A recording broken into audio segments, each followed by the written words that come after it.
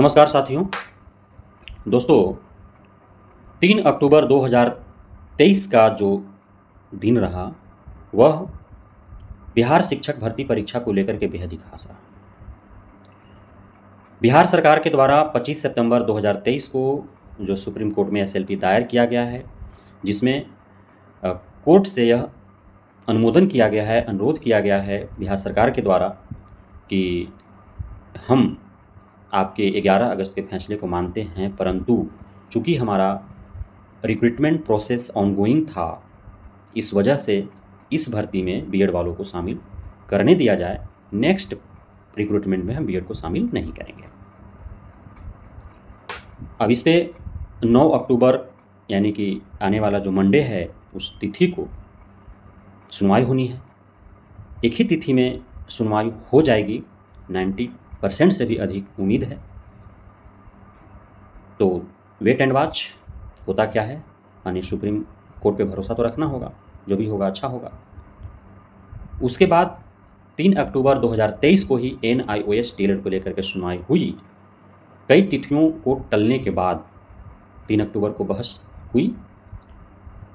माननीय जज के द्वारा डीएलएड के वकील साहिबा से प्रश्न पूछे गए, जिसे लेकर के भ्रांतियाँ भी फैली हुई हैं कि जज साहब डीएलएड के पक्ष में नहीं थे, वो काउंटर प्रश्न कर रहे थे। तो मित्र, बीएड वालों का या उत्तराखंड गवर्नमेंट का या जो भी NIOS डीएलएड पर प्रश्न उठा रहे हैं या जिन्होंने भी याचिका दायर किया है, उनका मुख्य बिंदु तो यही है कि सामान्यतः 24 माह का जब कोर्स डिज़ाइन किया गया है डीएलएड का, तो वो 18 माह का क्यों किया गया, इसलिए वह अमान्य है। दूसरा कि वह जो था, जो लोग सेवारत थे उन लोगों के लिए था, और तो अब उससे क्यों मतलब दिया जा रहा है लोगों को, जो अभी वैकेंसी हो रही है, आने वाली है उसमें। तो यही दो प्रश्न पर बात विमर्श हुआ है। प्रश्न पूछे भी गए, जवाब भी दिया गया कि सामान्यतः जो 24 माह वाला जो कोर्स होता है डीएलएड का, उसमें 4 से 6 माह जो है वह ट्रेनिंग लेने वाले व्यक्तियों को, भावी शिक्षकों को अलग अलग स्कूलों में जा कर के उन्हें अपना जो है कुशलता का प्रयास किया जाता है। माने प्रैक्टिकली जो है वह ट्रेनिंग ली जाती है।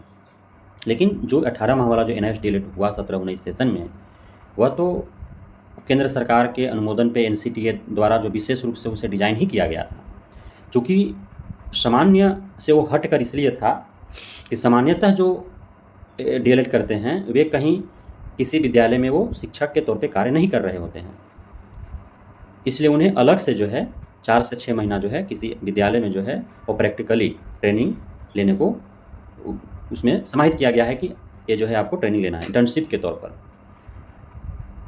अब ये जो 17-19 सेशन में जो NIOS से जो डीएलएड किया लोगों ने, वे या तो गवर्नमेंट स्कूल या जो एड ऑन गवर्नमेंट स्कूल है, पूर्ण वो नहीं होता है, वितरहित टाइप का होता है।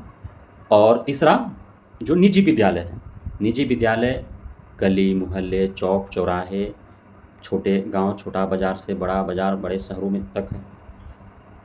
आज भी वास्तविकता है, बिहार ही नहीं, भारत के कोने कोने में आप चल जाइए, गांव देहात, छोटे बाज़ार के जो स्कूल हैं, निजी स्कूल, वहाँ पे जो शिक्षक होते हैं उन्हें 1500, 2000, 2500, 3000 रुपया पेमेंट मिलता है महीने का। और पेमेंट भी एक मुश्त नहीं मिलता है कि 1 तारीख आया तो 3000 रुपया उनको दे दिया गया, 1500 दे दिया गया।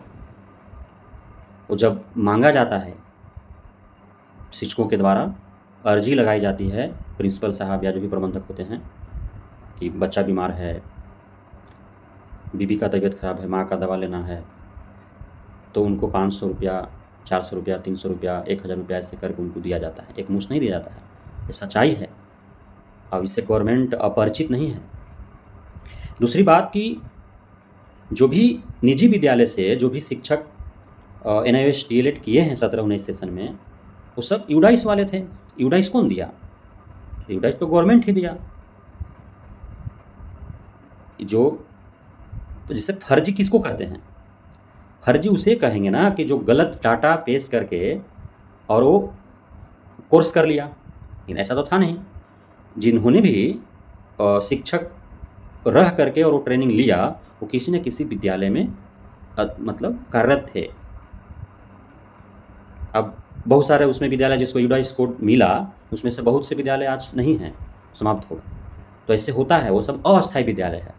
अब विद्यालय हम चला रहे हैं, अब खींच रहे हैं, बच्चे नहीं हो पा रहे हैं, मेंटेन नहीं हो पा रहा है, खुद का खर्च भी नहीं निकल पा रहा है, जितना कलेक्शन हो रहा है उतना शिक्षकों को ही देने पर हो जा रहा है, तो ज़बरदस्ती थोड़ी चलाएगा आदमी।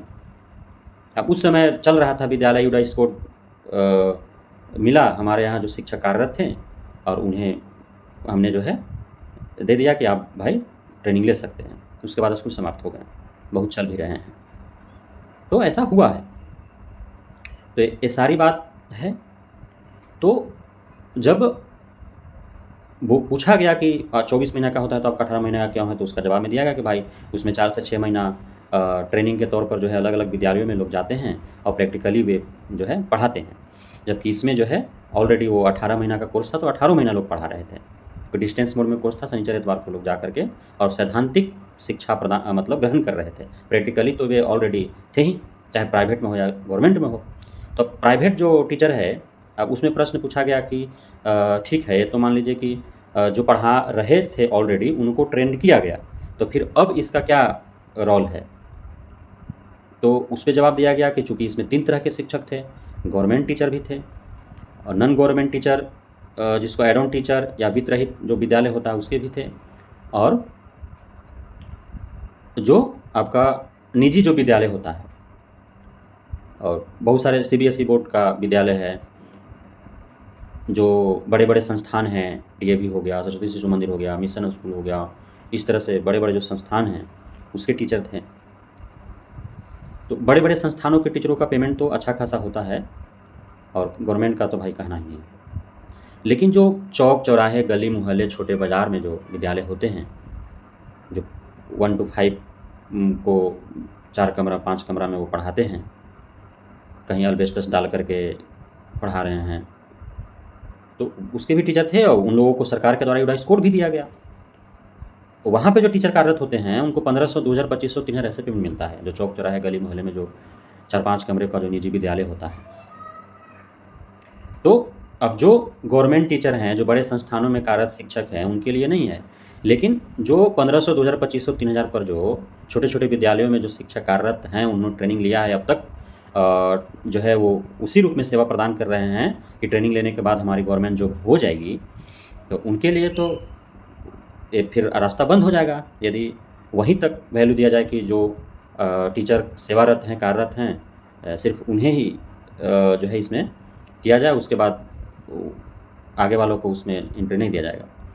यदि इस प्रकार फैसला लिया जाता है तो फिर तो कई लाख, भारत भर के कई लाख जो युवाओं का या जो भी ट्रेंड हैं उनका जीवन अंधकारमय हो जाएगा। देखिए, दोनों मामला अलग अलग है। बीएड को यदि बाहर किया गया है 1 to 5 से, तो उनका रास्ता बंद नहीं हुआ है, उनका 6 to 12 का रास्ता खुला हुआ है। लेकिन एनआईएस डीएलएड को यदि मतलब उसको हटा दिया जाए तो फिर उनका रास्ता बिल्कुल ही ना क्लोज है, तो उनका ज़िंदगी अंधकार में हो जाएगा। दोनों अलग अलग है, दोनों एक चीज़ नहीं है। तो इसलिए काउंटर प्रश्न किए गए हैं, तो अच्छी बात है कि कोर्ट संतुष्ट हो जाए और उसके बाद अपना जजमेंट दे। तो प्रश्न पूछे गए, जवाब भी दिया गया है। अब फैसला तो नहीं दिया गया। फैसला यदि मान लीजिए कि असंतुष्ट होते तुरंत फैसला देना देते हैं कि, तो लेकिन अब उस पर स्टडी करेंगे, उसके बाद दशहरा के बाद वो लंबा टाइम दिए हैं, उसके बाद सुनवाई होगा। इसमें घबराने वाली बात नहीं है। एनआईएस डीएलएड के विरोध में कोर्ट नहीं है, जज नहीं है। प्रश्न पूछे जाएंगे तो ही संतुष्ट होंगे, उसके आधार पर फैसला होगी। और फैसला जो है वो 90% उम्मीद है कि डीएलएड के पक्ष में होगा। 9 तारीख वाला जो एसएलपी का जो डेट पड़ी है उसमें तो कहा नहीं जा सकता है, इसलिए कि मेरिट के आधार पर उसमें कोई सरकार नहीं गई है, या क्वालिटी के आधार पर जो जजमेंट दिया गया है 11 तारीख को, 11-28 अगस्त वाला को इन लोग चैलेंज किया नहीं है। मेरिट और क्वालिटी के आधार पर तो गए नहीं हैं लड़ने के लिए। वो ये तो सिर्फ अनुरोध लेकर के गए हैं कि भाई इसमें शामिल करने दिया जाए, अगले बार से नहीं शामिल करेंगे। तो उसमें माननीय सुप्रीम कोर्ट क्या फैसला लेती है ये तो देखने वाली बात होगी, तब तक इंतजार करना होगा। आप सभी का बहुत बहुत धन्यवाद हमारे साथ जुड़ने के लिए, हमें पसंद करने के लिए। जो पहली बार आए हैं वो सब्सक्राइब कर लें।